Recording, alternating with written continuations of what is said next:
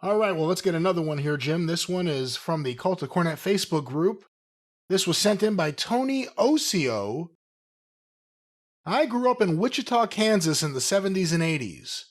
It was part of the Central States Territory, aka Poverty Row.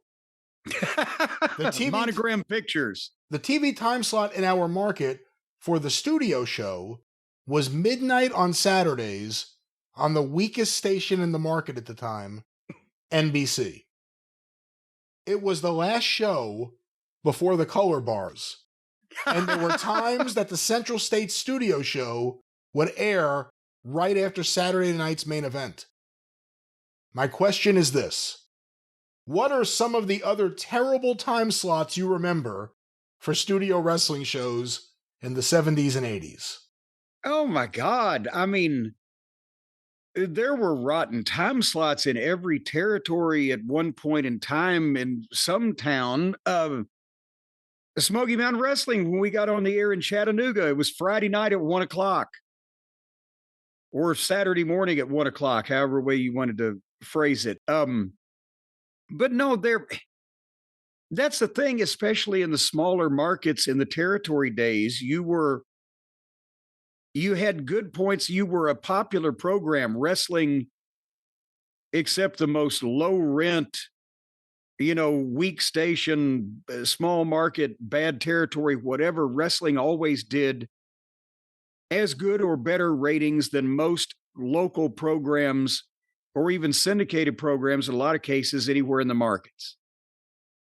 But at the same time, if you found a station manager that either didn't like wrestling or they were doing just fine because there was only 3 stations in the market, they were all network affiliates, then, if you want to be on TV, it might need to be at 2 o'clock in the morning.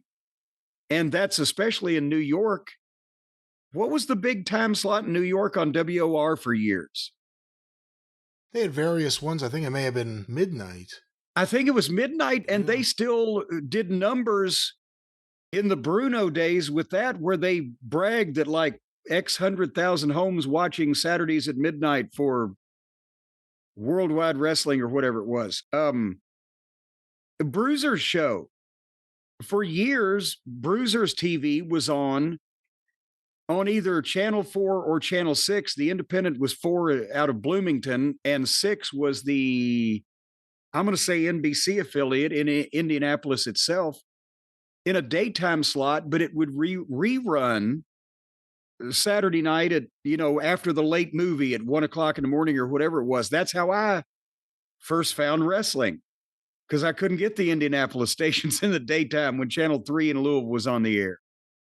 But I mean, it just, you couldn't draw houses with a horrible time slot in the middle of the night, but you could try to build a fan base where you could at least run spot shows or whatever and try to get upgraded to a better time slot. But no, even in the territory days, you had to have something in between 9 o'clock in the morning and midnight and on a station that somebody watched, for you to be able to run that market consistently for house shows.